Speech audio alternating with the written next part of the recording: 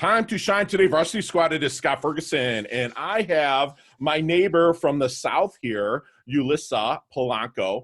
She's down in Miami. It's obviously a touristy place where people love to go. I go down there just for the food and fantastic eating. But there is a coach, Julissa, from JP Enterprise Solutions that just rocks the house. Her clients love her. I love her. I was put together with her by a very good mutual friend, Berta Medina. She's like, you have to talk to my friend Julissa. She's fantastic. She has a fantastic backstory, which we're going to get into. And I was like, well, you know what, Berta, if you recommend Julissa, then absolutely I have to get her on the Time to Shine Today podcast. And, she's a beautiful person. I love her name, Julissa. It just pops out, she is on a mission to inspire participants at every engagement by creating speaking topics that often include subject matter surrounding the audience interest. She offers an impressive breadth of experience along with creative approaches to address organizational and professional issues. Her speaking topics often include subject matter surrounding organizational improvement. Julissa combines practical life examples with current marketplace trends to create one-of-a-kind, so she's not cookie-cutter people, and highly demanded presentations in the areas of leadership, self-improvement, career management, human resources, and amongst others. So thank you so much for coming on, Julissa, and please introduce yourself to the Time to Shine Today Varsity Squad. But first, what emoji do you use the most when you're texting? Ooh, happy face. Yeah? Awesome. With a big smile or just the big smile. Smile? I used braces when I was little, so I need to make sure I embrace my smile even when using the emoji. I love that. And what's your favorite color and why? I'm always debating between blue and pink, but I would say pink because I like to show the feminine side of me. Gotcha. I like pink. I wear pink, so I got the pink. Masculine side as well there, lady. There you go. I love that. Let's dive into the origins of Julissa and kind of give us a little backstory of you before we move into JP Enterprise Solutions. I'll make it brief, but I know that I moved to the U.S. I was originally born in the Dominican Republic, and I moved to the U.S. at the age of 17.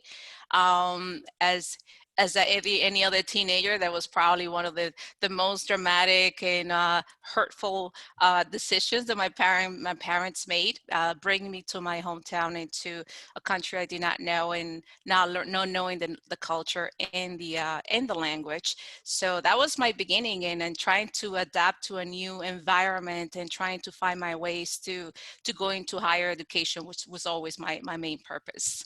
Oh, wow. So why? Okay, so a lot of people want to come to the United States. Yes. What was your hesitancy? Was it just the fear of the unknown, or what was that? I think it has a lot more to do with the fact that growing up, I always wanted to be an architect. Kids always say, I want to be a doctor. Other kids say, I want to be a teacher. Julissa was always drawing, was always creating things. And I said, I always want to be an architect. Me moving to the U.S., to my point of view, was going to make it harder for my parents to finance that career, that I have more opportunities to do it in the country where I was coming from, because now the U.S. has become my country. And I just the thought of not being able to go to college, it was just frightening for me, because I was always determined to study. I always saw myself going higher and higher as far as my education, and just not just for my own knowledge, but also for the people going behind me. So I think the fear of not being able to go to school and do the career I wanted, which eventually I did not do it. I could go into details on that, but at the end, I think it was also a purpose. At the end of the day, I think I was able to conquer a lot of the things I wanted, not what I expected, but nevertheless, it was also very successful. So it has been very successful. No, I want to go into that. Why not architect? Why did you walk away from that? When I moved to the U.S., as I said, coming to a new nation, I have no knowledge of how to apply to school. My family, nobody knew the process. And I moved to New York, by the way, which is in the 90s. It's different. Not too many people were speaking Spanish at the college campuses. So I didn't have anyone to guide me, a coach, a mentor, someone to tell me, okay, if your parents cannot afford to send you to XYZ school, there's always a student loan. We could try to find out a scholarship. Like, no one was there for me to tell me my options. It was only whatever I was able to see through a catalog. So I had to literally pick whatever catalog from my school I had no knowledge of, and I started selecting what was more appealing to me at that moment. So I had to give up my dream of almost all my life of become an architect and concentrate on something that was just in front of me. And I ended up choosing something everybody was just doing at the time. What It was was not that? even hospitality and management. Okay, I gotcha. made a good career in that. I worked there for 8 years, but it was never my passion. It Yeah, was just the first thing that came up on the catalog, and everybody was doing it at the time. It was just in style. It was trending. gotcha. So that was the biggest reason, the financial, and not having a mentor, Mhm. someone who really sat down with me and told me, these are your options. Yeah, Sure. you didn't go to school here. You cannot apply to academic scholarship, but you could apply to other scholarship based on your skill set, based on your ethnicity, based on all the things that you are able to offer back to your school system. But no one told me that. I did not know that. I only Okay. knew that I needed to have the finances to pay for it. So what did you do with hospitality management then? I worked where I did my first degree in hospitality management. I was hired by the company with the one that I did my internship with. They hired me. I worked with them for 8 years. What did you do? Um, I was a travel consultant, Okay. and my last few years, I used to work by the World Trade Center. Oh, okay. Yes, I used to work, but we had the office very close to the World Trade Center around the time that happened, the 9/11 happened. Yeah, let's So, get into that a little bit, please, because um, I know that kind of has your why that's baked into that. yes, and that was 2001, as everybody knows. So I was still working in the travel business. I used to work for this very well-known travel agency, and there was had an office located very close to the World Trade Center. And the date of 9/11, I was there. I always said I could have been a collateral damage if things would have gone a little bit different, and the towers would have collapsed in a different way. But at that moment when the first tower collapsed, I knew, and I said it, and I with my coworkers, and I said, I know I'll be fine because I still have a lot of things to do. My purpose in life has not been done. I'm coming from a Christian faith, so my faith has been everything around me. And Good at for that you. moment, I have to prove it. As I was walking and walking and see the other second tower collapse, I was just in a state of shock and just thinking and thinking and thinking and thinking about, okay, God saved me from this, and I know I have a purpose to do. And a lot of things start coming, my upbringing when I moved to the US, the fact that I was discriminated against, not because of my ethnicity, but that's because I couldn't speak the language. And I remember telling the person, the translator, the interpreter at that time, just tell him, just because I don't speak the language, that does not make me a not intellectual, and I'm going Right. to prove to him that I'm going to get to places. So all that started coming to my mind, and it just came down to a purpose as to why I was here, why I was allowed to live, because we're all in the same situation. You didn't have to be in the tower. Right. Everybody around there was on the same page. For So miles, for yes, miles on a yes. parameter. Yeah. Yeah, and just being able to walk out of the building, not be able to see anything, and literally just walking against the wall, trying to find your way out. That Jeez. was it was just the experience that I lived, but it made me realize that it was something bigger for me there. The reason why I'm still here. Wow, that's just amazing. So, how did you kind of transfer that why? I mean, obviously you learn the language perfectly because you speak it fantastically. I mean, you have that little hint of the I guess it would be the Latina sounding a little bit, but I like it. I think it sounds really sexy. I think it Thank sounds you. good. Thank But you. but how did you kind of parlay those thoughts, those whys, into starting the JP Enterprise Solutions? Well, it took a few years, obviously, and just right after that, I started mentoring teenagers. In my church, we created a youth group, and I mentor them foremost. I mentor not different generations, but different, I would call it different stages. Like right now, some of them are married and they have kids. And the last group that I mentor, not only on the faith, but also as far as a career development, it was around, they were probably 9 and 10, and I started my own creation of a program, how to teach them and teach the parents how to make selections once they reached the 8th grade, 9th grade, not to wait until the very last minute. So that's when I started my first time in mentorship and coaching. It was organically, it was just out of my own heart of service. I'm a missionary, so I've gone to a lot of different countries to do Yay. mission trips with doctors and nurses, and these are things that just come from what God has put in my heart. And then after that, after I moved to Miami, which is the reason why I moved, because I wanted to expand in my business, and the fact that the U.S. and Miami has a lot of Hispanic community and people who probably might need of a bilingual service in coaching and organization. And I said, I always feel that whatever has been your weakness at one point, you can make it a great success. Strength, And I right? made that Yeah. of my smile, because I had to wear braces. Now I smile a lot, Love and it. that I and love that it. has become, a lot of people say, one of my greatest features. But also the language, I was able to learn it and master it to a point that I'm a translator, I'm an interpreter. I went to school, I did that as part of my minor. I've been doing translation and interpretation, because it's two different things. You translate and you interpret. And I think I tried to maximize that through my coaching. And that's one of the reasons why I decided to move to Miami, to expand into my coaching and mentorship in career development. Love it. I love it. So, Julissa, what makes a great coach? The fact that I've been there and done that, I think I came from a point of not having anybody available for me, and that drives me to give my very best and give above the expectation, because I had nothing. I started from zero. I started teaching myself. It was more self-teaching and self-learning, and now I want to avoid that on people. And I think coming from that point of view and that perspective makes me be in their own, put myself in their shoes. I love that squad that, Julissa believes in mentoring. And like we say here, time to shine today, the more you mentor, the more immortal you become.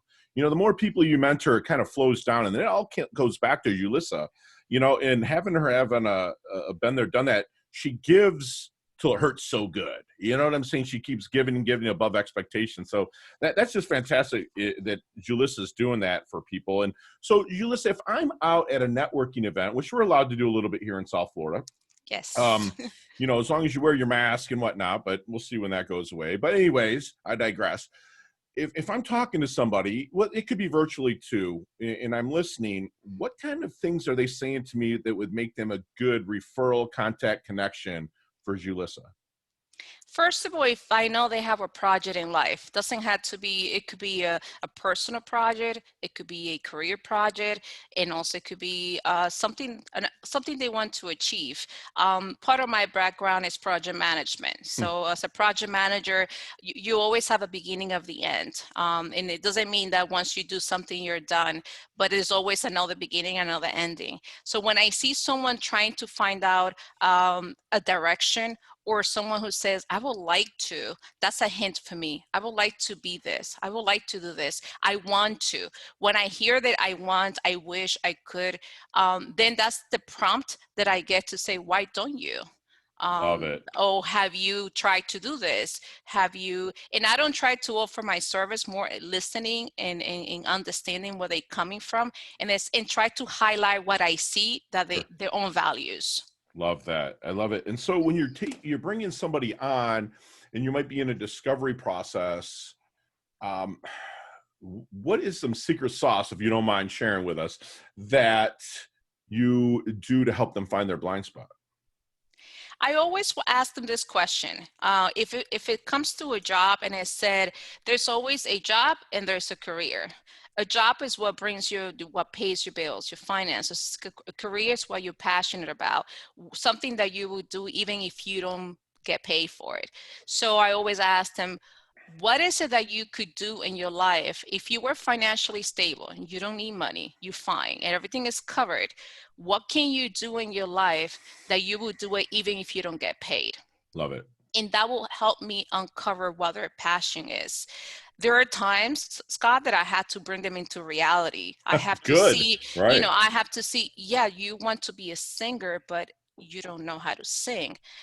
Maybe you could do something else around singing. So there's a lot of questioning, a lot of discovering, a lot of even paying to their body language, the things they say, maybe things they've done or they want to do. So most likely it's usually just trying to understand what is it that they're passionate about. And I had to ask and be very selective in the kind of questions I ask without sounding that I'm interrogating the person. Right. Right. You You're know? really trying to ask in, and you're probably listening, not just with your ears, but your eyes, Mhm. and all the senses to really find out, dig deep to what their passion is. And I love that you said that you give them a reality check sometimes. Sometimes they want to be a major league baseball player, but if they're 35 years old, that's kind of done, but then you could maybe parlay that into coaching people to develop them into it. So that I love that approach. So when you're meeting with people, and again, maybe in the discovery process, or maybe they've hired you, is there any good questions that you wish they would ask you but never do? Good question. I would say they don't often ask you what kind of results you can deliver. Normally, I'm the one who has to tell them. So I think that whenever we engage in any type of transaction, not only coaching, anything, you always have to ask what the ending product is. Like, Sure. when I work in banking, building new branches for a financial institution, I always wanted to see the final product. I wanted to see how it looks on paper. So I think that's one thing people don't ask. What is it that, yeah, they ask you about the benefit, they might ask you about the price, but they don't ask you, okay, once I'm done with this, what else can I accomplish? Or what goes after? They don't ask for the after. And I think even though things have a beginning and an end, there's always a continuation. It's like when you go to school, you never stop learning. You always have to keep reading. So maybe what is after that? I think Love it. that's one of the questions that people don't often ask. Gotcha. And, habits are everything when it comes to life. Good habits, bad habits.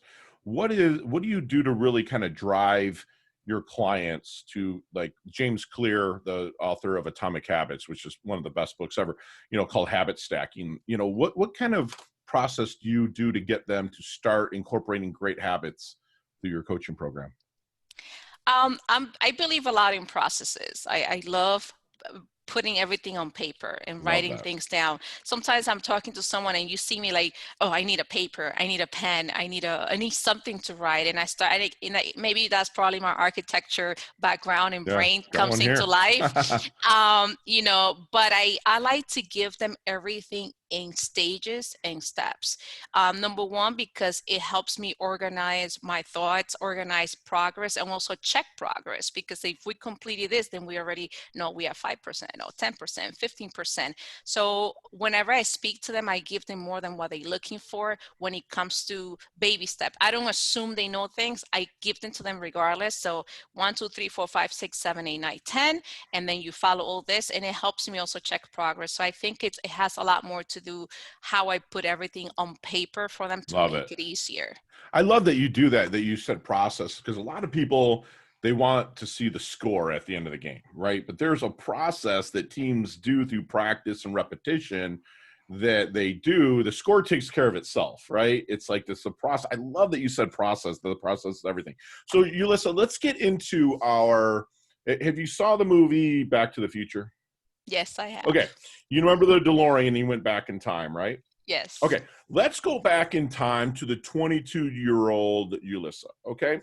And what kind of knowledge nuggets are you dropping on her with the wisdom that you have now to help her level up, shorten her learning curve, and push through? Ask for help. Yes. Yes. You know what we say here at Time to Shine Today, which I kind of stole from a good friend of mine, Leah Woodford, get your asking gear. Yeah. A lot of people won't. And you even mentioned, man, if there's a friggin' mentor there, Mm-hmm. it would have shortened the Mm-hmm. learning curve Mm-hmm. Mm-hmm. like quickly. a lot quicker. And thank you for being transparent and honest and saying that. So, Julissa, we want to know how you want your dash remembered. That little line between your incarnation date and your expiration date, your life date and death date. How do you want that dash remembered for you? Maybe your epitaph, your legacy. She believed in me. Love it. You probably believed in everybody, even I do. mankind. All right. I do. I think everybody has something to offer. They just Yeah. sometimes don't know it. Right. Or they can get They pulled different directions they by, being told yeah. otherwise, and it's my job or my duty to let them know, no, there's a lot more there. You have a lot more to offer. Love it. What's the BIG, the big thing that you want to accomplish in your life? Legacy. Legacy In a way that that doesn't stop, and it's not legacy people to remember me, but legacy in a way that somebody else emerges even with greater projects and greater impact than what I'm trying to create, and especially in youth people and young people. Okay, so give me something that's really blown Julissa's mind. What's really blown your mind? Oof. Making sure there's either a network or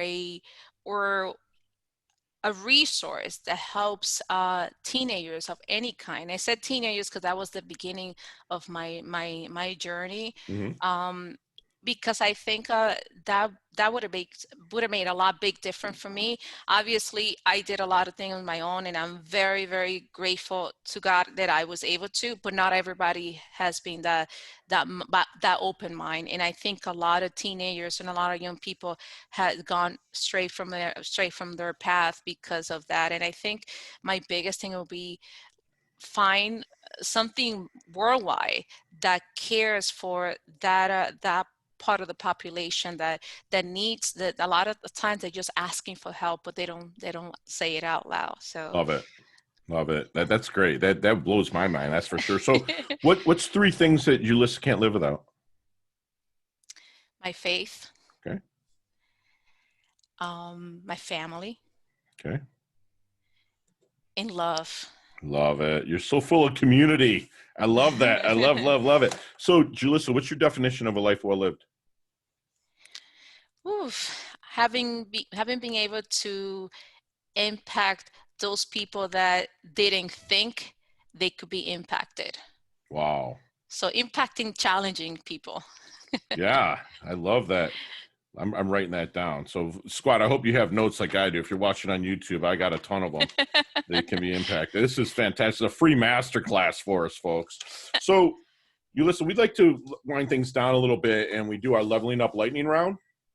And you and I could talk a long time on each one of these questions, but you got 5 seconds to answer them with no explanations, and every single one of them can be answered quickly. Are you ready? Okay. All right, let's level up. What's the best leveling up advice you've ever received? Study. Love it. Share one of your personal habits that contributes to your success. Walking now, exercising. Love that. Love it. So not the book you're reading now, not the flavor of the month. If I'm in my doldrums, I'm not feeling it, you're like, Fergie, read this book. What is it? Becoming Competition Proof by Berta Medina. I love her. That's awesome. So not wisdomly, but physically, what age would you like to be if you could stay that age for the rest of your life and still continue to learn?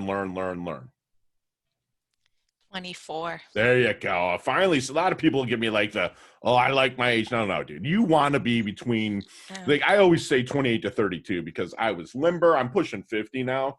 So it's like I was limber. I'm still in good shape, but it's like, it hurts a little bit more to get out of bed, especially when I train the way that I do. But what is your favorite charity and or organization you'd like to give your time and or money to? Well, I do support my churches, but also I do support a Christian radio station. Okay, what is it? It's called K-Love. Oh, really? You do? Yeah. I love that. Yeah, I've done it whenever they do the marathons. It's funny about K-Love, because we have it here in Palm Beach, up in Palm Beach. And I actually have my podcast, which I'll see if I can get yours on there. My podcast interviews, I send them to the K-Love here in Palm Beach, and then they actually play it on 6 o'clock on Sunday mornings with the interviews. Oh, So nice. yeah, so a lot of people don't know that I don't just get listens through iTunes or Google Play and stuff like that. I get them through terrestrial radio too. So I actually put my interviews on terrestrial radio. So, and K-Love's one of them, because I love K-Love. It's great Yes. station. And I'm glad that you give to them. Last question. It's kind of hard. And you can maybe give me an explanation on this one. But what is the best decade of music? 60s, 70s, 80s, or 90s? 80s. 80s. There you go. Big hair, don't care. I love that. I love it. Julissa, how can we find you? How can you find me? Well, I'm on Instagram, I'm on LinkedIn, Facebook, and pretty much on all those platforms available. Fantastic. JulissaPolanco.com. Also, in all those links will be in the show notes right below your little player here. So make sure you go there, tap on them. Or if you'd like an introduction to Julissa, please let me know. And please leave us with one last knowledge nugget that you want us to take with us, internalize, and take action on, Julissa. I think that especially in this time in season, everybody are wondering, especially towards this time of the pandemic, you feel that you slept a lot, you ate a lot, you work out, you didn't work out, you watch a lot of movies, you got tired watching movies, you started new plans, then you said, no, let's just wait. And I think it's about time for all of us to start writing down the things that we need to do it and do short-term goals, because obviously we don't know how long this situation is going to be, but doesn't mean our world has to stop. We need to continue to dream and to plan and to go through processes. This is only one process, but there's a lot more thing going on. So I think it's just embracing what's going on right now and taking it to the next level and see what can I do different that everybody else is not doing, to embrace the situation and get something good out of it, if something can be taken good out of this. I love that. And Squad, again, I said it before, it's a free masterclass with my really good friend, Julissa Polanco. And, she came over here at the age of 17 from the Dominican, and, she was scared, but she blasted through the fear. She wanted to be an architect, but what she doesn't understand, I think, is that she is an architect of people's lives. So she helps people level up through her art of architecture.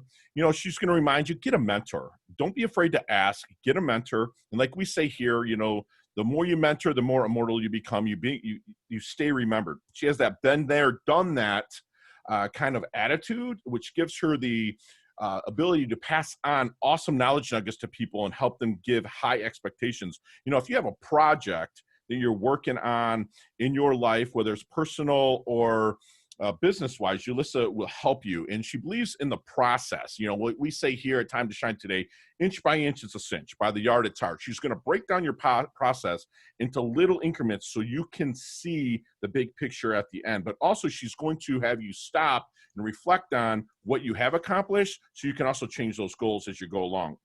Ask your coach, she'll remind you, what results can they deliver? Ask for the after. What is the big picture that the coach sees for you? Again, get your asking gear. She's going to tell you that. She believes in everybody. She believes that there's good in everybody. Talking about a legacy, that my friend Julissa is living her legacy, and she's passing it on to everybody that she's impacted. And again, about impacting, she wants to impact others that didn't think they could have an impact. And she's going to tell you, write down, journal, short-term goals, inch by inch, it's a cinch. Julissa is humble. Yes, she's hungry. She's healthy. She's wealthy. She levels up every aspect of her life. She's earned her varsity letter for the varsity squad. Thank you so much for coming on. We're so blessed. You're amazing. You're beautiful. And we can't wait to have you on again, Julissa. Thank you so much, Scott. It's really been my honor to be in Time to Shine today. It's a pleasure to meet you and hopefully meet your staff as well. Thank you. Thank you so very much. Thank you. Many blessings. Ciao. Yes, you too. Ciao now.